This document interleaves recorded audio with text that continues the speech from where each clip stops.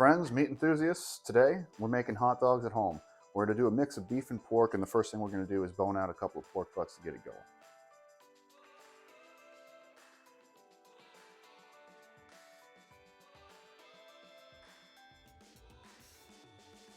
So I've got some pieces of beef shoulder claw here, good lean piece of beef. I'm going to cut them up to grind as a blend with our pork to make our hot dogs. This here, you can kind of see where the flat iron is, and the main part of the shoulder works just like a chuck roast. It makes a good pot roast usually, but also good for grinding. So that's what we're going to do today. This is what was on sale for our grinder, not a commercial strength grinder. One at small, long strips. That's usually how they're set up and what makes it go the smoothest.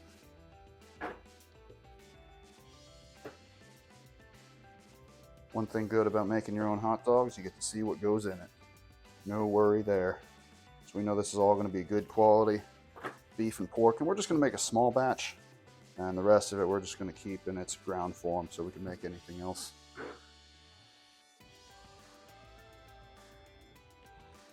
We removed the collar from the Boston butt. We're going to cut this up and add it to our beef for grinding. If you're making them in a commercial setting, you're trying to sell them, typically you would have, a big bowl chopper which whips things much finer than a grinder. So we're going to have to get a little experimental and creative today, see what we could do to make these hot dogs at home.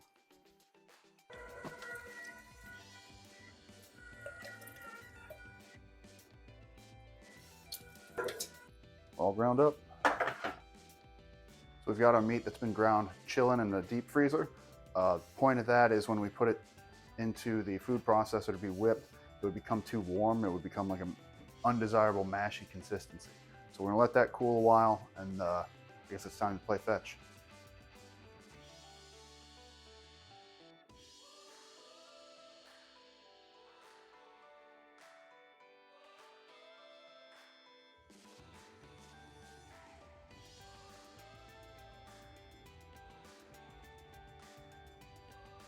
Meat's good and chilled. We're gonna add 1 teaspoon of Instacure number 1.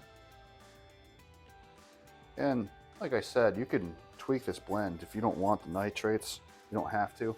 Being that this is our first go of making hot dogs at home, I'm sticking exactly with the recipe. We're using a seasoning from thesausagemaker.com. Good place to get anything to start to do projects like this at home. Maybe in the future we'll make our own blend, but for our first go, we thought this was sufficient. So we're only doing a 5-pound batch. So we've got together 3 ounces of the seasoning mix, as it calls for, and then 8 ounces of water. We're just going to mix that up before we go to the next step.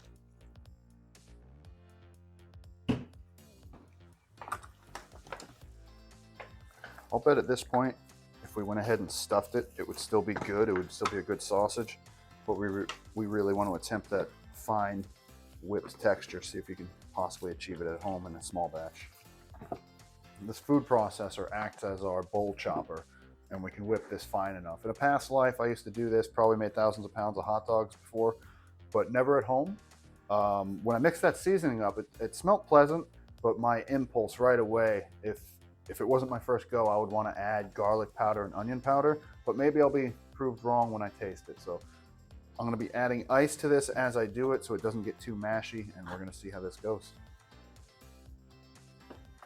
A little ice in here too. Cool.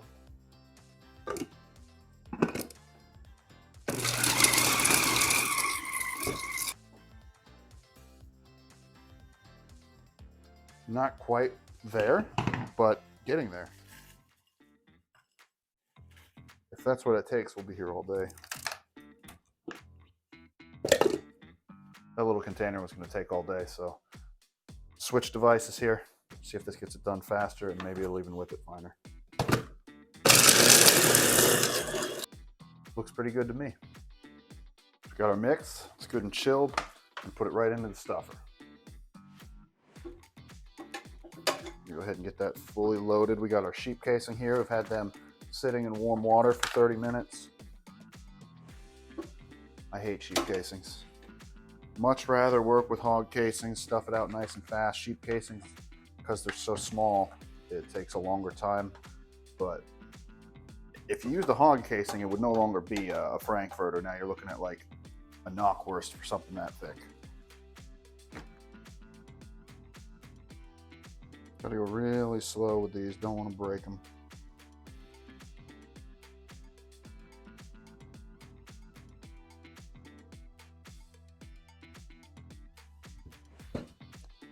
So they're thin, so you want a good length.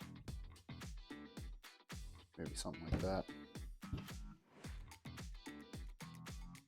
You guys want to see what I see right now? 5 pounds of hot dogs ready to be smoked. Got our smoker preheated. We're going to start at a kind of a low heat, 145. Let them gradually get the temperature, and then we're going to crank it up to finish. I'm getting internal temp over 165. So we took some of that residual meat that was inside the horn of the stuffer and inside the bucket of the stuffer that we didn't get into casings, just a little less than a pound left over. And we've got our hot dogs in the smoker, but we didn't want to waste that, so we did something a little inventive here. Here's hot dog patties. I don't think such a thing exists. It does now. Got our hot dog patty here. I'm gonna give it a shot. It's interesting. It's very good. In the casing, it does change it, and smoked obviously changes it. The flavor profile, like I expect, is a little on the mild side. My impulse to add garlic and onion powder, and I think that was right on point. But it does taste kind of like a hot dog in patty form. If you were to take that same mixture and do it in the oven and make like a crispy meatloaf out of it, it'd be close to like a German labor case or something like that. It'd actually be pretty good, I imagine. Yeah, it just makes me more excited to try the finished product. Let's see if they're ready.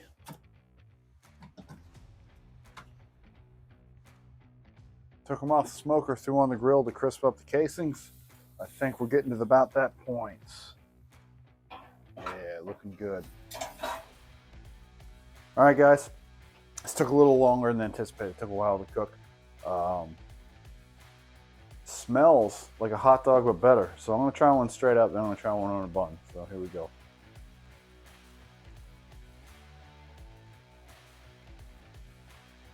Oh, that's delicious. That natural casing, that crispy snap, you eat it on the outside with that hot dog flavor you love. I stand by my original thought. I would have made it a little more potent. I would add a little more seasoning. Because if you're going through the trouble, why not make it your own? Why not make it unique? So the next run through, it's going to be even better, but that is delicious. Nothing wrong with that. I could eat this whole plate myself, no problem. So I'm going to try it with a bun here. And you could top a hot dog infinitely, but we're trying to be pure here and just taste it for what it is.